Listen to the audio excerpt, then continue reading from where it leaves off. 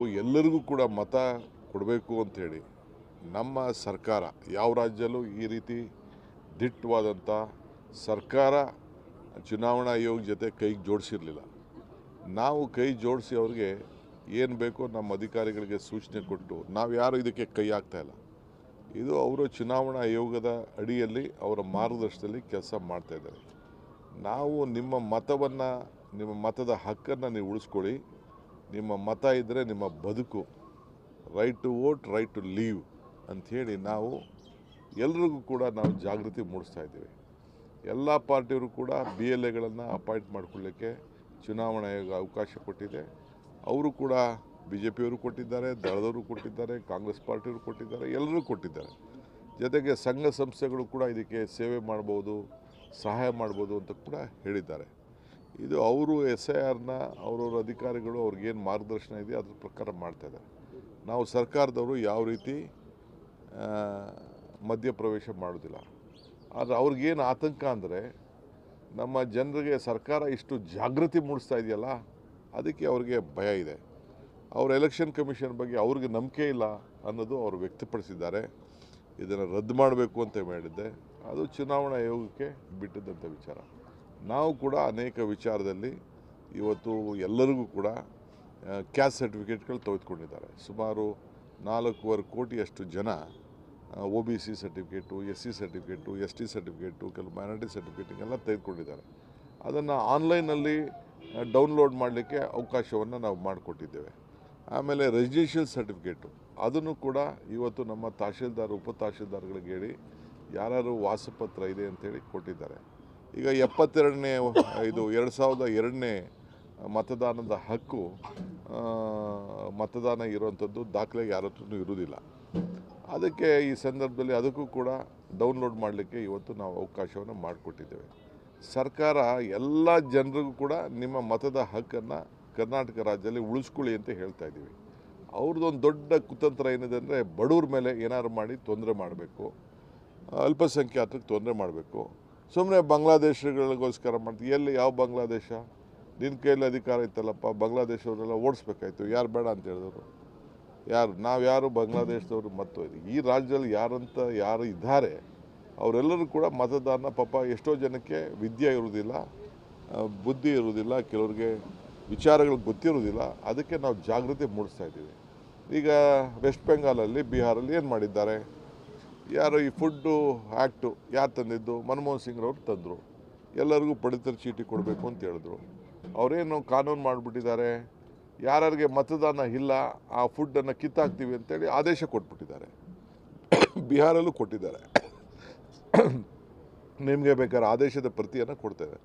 ಅದಕ್ಕೆ ನಾನು ಜನರಿಗೆ, ಯಾಕೆಂದರೆ ನಾವು 5 ಗ್ಯಾರಂಟಿಗಳನ್ನು ಕೊಟ್ಟಿದ್ದೇವೆ. 5 ಗ್ಯಾರಂಟಿ ಯಾಕೆ ಕೊಟ್ಟರು ನಾವು? ಇವತ್ತು ಏನು ಹಣ ದುಬ್ಬರ ಆಗ್ತಾಯಿದೆ, ಏನು ಬೆಲೆ ಏರಿಕೆ ಏನಾಗ್ತಾಯಿದೆ, ಆದಾಯ ಏನು ಕಡಿಮೆ ಆಗ್ತಾಯಿದೆ, ಪ್ರತಿ ಹಂತದಲ್ಲೂ ಕೂಡ ಏನಾಗ್ತಾಯಿದೆ, ಇದಕ್ಕೆ ಸಹಾಯ ಆಗಬೇಕು ಅಂತೇಳಿ ನಾವು ಇಂಥ ಒಂದು ದೊಡ್ಡ ಗ್ಯಾರಂಟಿ ತೀರ್ಮಾನ ಮಾಡಿದೆವು. ನಾವು ಮಾಡಿದ ತೀರ್ಮಾನ ಇವತ್ತು BJPಯವರು, ಕೇಂದ್ರ ಸರ್ಕಾರ, NDA ಸರ್ಕಾರ, ಇದು ಕಾಂಗ್ರೆಸ್ಸವರು ಮಾಡೋಂಥ ಒಂದು ತೀರ್ಮಾನದಲ್ಲಿ ಅರ್ಥ ಇದೆ ಅಂತೇಳಿ ಅವರು ಕೂಡ ಅಳವಡಿಸ್ಕೊಂಡು ಅವರೆಲ್ಲ ಎಲೆಕ್ಷನಲ್ಲಿ ಕೂಡ ಘೋಷಣೆ ಮಾಡಿ ಒಂದೊಂದು ತಿಂಗಳು ಮುಂಚಿತವಾಗಿ 10 ತಿಂಗಳದು ದುಡ್ಡನ್ನು ಒಂದೇ ಸತಿ 10,000, 20,000 ಎಲ್ಲ ಕೊಡುವಂಥ ಕೆಲಸ ಮಾಡ್ತಾಯಿದೆ. ಸೊ ನಾವು ಕರ್ನಾಟಕ ಒಂದು ಮಾಡಲ್ಲು. ಇವತ್ತು ನಾವು ಏನು ಅಡ್ವರ್ಟೈಸ್ಮೆಂಟ್ ಏನು ಕೊಟ್ಟಿದ್ದೀವಿ, ಏನು ನಾವು ಜನರಿಗೆ ಜಾಗೃತಿ ಮೂಡಿಸ್ತಾ ಇದ್ದೀವಿ, ಇದು ನನ್ನ ವೈಯಕ್ತಿಕವಾದ ವಿಚಾರ ಇಲ್ಲ. ಈ ರಾಜ್ಯದ ಒಬ್ಬ ಸರ್ಕಾರ ನಡೆಸ್ತಾ ಇರೋಂಥ ಒಬ್ಬ ಮುಖ್ಯಸ್ಥನಾಗಿ ನಾನು, ಡಾಕ್ಟರ್ ಪರಮೇಶ್ವರರು, ನಮ್ಮ ಮಂತ್ರಿಗಳು, ನಮ್ಮ ಶಾಸಕರಿಗೆ ಎಲ್ಲ ಜನರಿಗೂ ಕೂಡ ನೀವು ಮತದಾನದ ಹಕ್ಕನ್ನು ಕೊಡಿಸಿ ಅಂತೇಳಿ ಫಸ್ಟ್ ಟೈಮ್ ನಾವು ಪ್ರತಿಯೊಂದು ಬೂತ್ನಲ್ಲೂ ಕೂಡ ಅವ್ರಿಗೆ ಹೆಲ್ಪ್ ಡೆಸ್ಕನ್ನು ನಾವು ಮಾಡ್ತಾಯಿದ್ದೀವಿ. ಇದಕ್ಕಿನ್ನ ಯಾವ ದೇಶದಲ್ಲಿ ಯಾವ ರಾಜ್ಯದಲ್ಲಿ ಮಾಡಿದ್ದಾರೆ? ಸೊ ನಾವು ಮಾಡಿರೋಂಥ ಕೆಲಸಕ್ಕೆ ಅವರು ಅಭಿನಂದನೆ ಸಲ್ಲಿಸಬೇಕು. ಇಡೀ ಚುನಾವಣಾ ಆಯೋಗ ಅಭಿನಂದಿಸಿದೆ. ಬರಲಿ, ತನಿಖೆ ಮಾಡಲಿ, ಏನು ಬೇಕಾದ್ರೂ ಮಾಡಲಿ. ಯಾರೋ ಹೋಗಿ BLAಗಳಂತ ನಮ್ಮ ಪ್ರತಿನಿಧಿಗಳ ವ್ಯವಸ್ಥೆಯಲ್ಲಿ, ಪ್ರಜಾಪ್ರಭುತ್ವದ ವ್ಯವಸ್ಥೆಯಲ್ಲಿ, ಕಾನ್ಸ್ಟಿಟ್ಯೂಷನಲ್ಲಿ BLAಗಳಿಗೆ ಅಪಾಯಿಂಟ್ ಮಾಡೋಕ್ಕೆ ಅವಕಾಶ ಇದೆ. ಅವ್ರಿಗೆ ಕೆಲವು ಕಡೆ ಎಲ್ಲ ಹೋಗಿ ಜಾಗೃತಿ ಮೂಡಿಸ್ತಾ ಇರ್ಬೋದು. ಆ ಮೂಡಿಸೋಂಥ ಕೆಲಸ ಅವ್ರು ಮಾಡ್ತಾ ಇರ್ಬೋದು.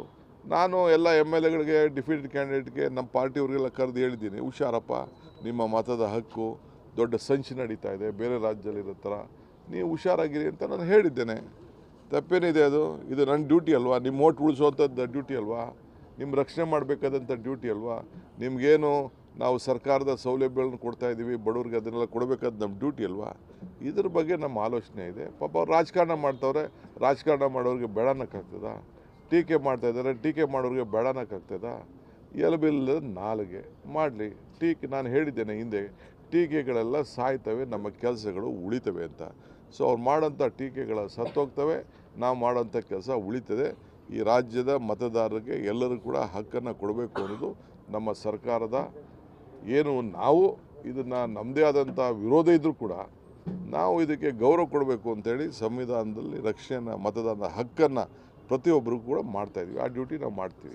ಬಿಜೆಪಿ ಮತ್ತು ಕಾಂಗ್ರೆಸ್ ಅವರು ದೂರು ಕೊಟ್ಟಿದೆ ಸರ್ ಚುನಾವಣಾ ಆಯೋಗಕ್ಕೆ. ಅದಕ್ಕೆಲ್ಲ ಉತ್ತರ ಕೊಟ್ಟಿದ್ದೀನಿ. ಈಗ ನಾನು ಪರಮೇಶ್ವರ್ ಅವರು, ಅದು ನಮ್ಮ ಡ್ಯೂಟಿ ಅಲ್ಲ. ನಾನು ಪರಮೇಶ್ವರ್ ಅವರು ಮತ್ತು ಆ ಭಾಗದ ಮಂತ್ರಿಗಳು ನಾವೆಲ್ಲ ಈಗ ಬೀದರ್ಗೆ ಹೋಗ್ತಾ ಇದ್ದೀವಿ. ಅನುಭವ ಮಂಟಪ, ಫಸ್ಟು ಅಲ್ಲಿ ಅನುಭವ ಮಂಟಪ ಇಡೀ ಪ್ರಪಂಚದಲ್ಲೇ ಮೊದಲನೇ ಅದು ಅನುಭವ ಮಂಟಪ ಬಸವಣ್ಣವರು ಮಾಡಿದಂಥ ಅಲ್ಲಿಗೆ ಹೋಗ್ತಾ ಇದ್ದೀವಿ. ಅಲ್ಲಿ ಕೆಲವು ಗಂಟೆಗಳ ಸ್ಪೆಂಡ್ ಮಾಡ್ತಾ ಇದ್ದೀವಿ. ಅದಾದ ಮೇಲೆ ನಾವು ಹೋಗಿ ಗುಲ್ಬರ್ಗ ಡಿವಿಷನ್ನ ಮಳೆ ವಿಚಾರ ಏನಿದೆ, ಸಮಸ್ಯೆ ಏನು ವಿಚಾರ ಇದೆ ಆಲಿಸಿ ಅವ್ರಿಗೆ ಮಾರ್ಗದರ್ಶನ ಕೊಡುವಂಥ ಕೆಲಸ ಮಾಡ್ತಾಯಿದ್ವಿ. ಈಗೇನೋ ಸ್ವಲ್ಪ ಈ ತುಂಗಭದ್ರಾಗೆ ಮತ್ತು ಆಲ್ಮಟ್ಟಿಗೆ ಸ್ವಲ್ಪ ಒಳಹರಿವು ಬರ್ತಾಯಿದೆ. ಅದನ್ನು ಕೂಡ ನಾನು ಗಮನಿಸಿದ್ದೇನೆ. ಅದು ಕೂಡ ಅಲ್ಲಿ ರಿವ್ಯೂ ಮಾಡ್ತೇನೆ. ಮಾಡಿ ಏನು, ಯಾಕೆಂದರೆ ಕೆರೆಗಳಿಗೆ ಕುಡಿಯೋ ನೀರಿಗೆ ಭಾಳ ಫಸ್ಟ್ ಪ್ರಯಾರಿಟಿ ಕೊಡಬೇಕು. ಆ ಕೆಲಸದ ಬಗ್ಗೆ ನಾನು ಏನು ಹೇಳಬೇಕು ಖಂಡಿತ ನಾವೆಲ್ಲ ಸೇರಿ ಮಾಡ್ತೇವೆ.